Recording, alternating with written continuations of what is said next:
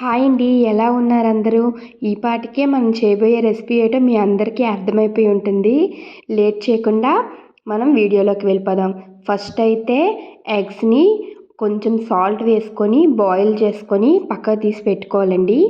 Eggs boil అయిపోయిన తర్వాత pan పెట్టుకొని కొంచెం ఆయిల్ వేసుకొని ఆయిల్ హీట్ అయిన తర్వాత కొంచెం పసుపు వేసుకొని అందులోకి ఎగ్స్ అనేవి మనం ఉడికించి పెట్టుకునే ఎగ్స్ అనేవి వేసుకొని బాగా ఫ్రై చేసుకోవాలండి. ఎలా అంటే చూడండి, ఇప్పుడు నేను చూపిస్తా ఇలా ఈ కలర్ వచ్చేంత వరకు బాగా ఫ్రై చేసుకోవాలి. ఫ్రై చేసుకున్న ఎగ్స్ని పక్కన పెట్టుకోవాలండి. ఈలోపే నేను రైస్ అనేది దమ్ బిర్యానీకి రైస్ అనేది నానబెట్టేసాను. ఇది మీరు దమ్ బిర్యానీ అనుకుంటారో లేదంటే మామూలు రైస్తో చేశాను కాబట్టి పులావ్ అనుకుంటారో ఎగ్ పులావ్ అనుకుంటారో మీ ఇష్టం. ఇది మాత్రం చాలా ఈజీ అండ్ సింపుల్ ప్రాసెస్ అండి.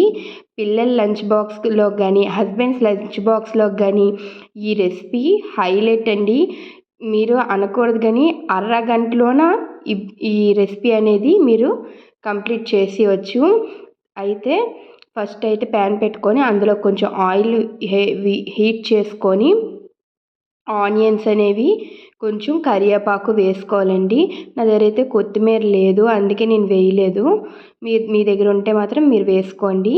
బాగా ఆనియన్స్ అనేవి ఫ్రై అయిన తర్వాత అందులోకి జింజర్ గార్లిక్ పేస్ట్ అనేది వేసుకోండి. అది కూడా ఫ్రై అయిన తర్వాత కారం, ఉప్పు, మసాలా అన్నీ వేసుకోవాలండి. చూసుకోండి, ఆల్రెడీ ఎగ్స్లో మనం వేసాం కదా, కొంచెం తక్కువగా వేసుకోండి. తర్వాత చూడండి, ఫ్రై చేసిన ఎగ్స్ కూడా వేసుకొని మనం అందులోన కొంచెం ఒక పావు గంట సేపు మళ్ళీ ఫ్రై చేసుకోవాలండి. ఫ్రై చేసుకున్న తర్వాత రైస్ అనేవి ఉడికించుకొని మనము తీసి లేయర్స్ కింద వేసుకోవాలి.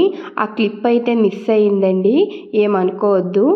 చూడండి, ఆ రైస్ కొంచెం హాఫ్ బాయిల్, ఒక 90% బాయిల్ అయితే సరిపోతుంది. ఆ తర్వాత రైస్ పైన వేసేస్తే మనకి ఎగ్ బిర్యానీ అనేది రెడీ అయిపోతుందండి. చూసారా పొడి పొడిగా ఎంత బాగా వచ్చిందో ఎగ్ బిర్యానీ. చూడండి, నేను ఎగ్ బిర్యానీ వేసేలోపే మా ఆయన భోజనంకి వచ్చారు. లేట్ అయిపోతుందని ఆనియన్స్ తినేస్తున్నారు. చూడండి, నా వీడియో కనుక మీకు నచ్చినట్టయితే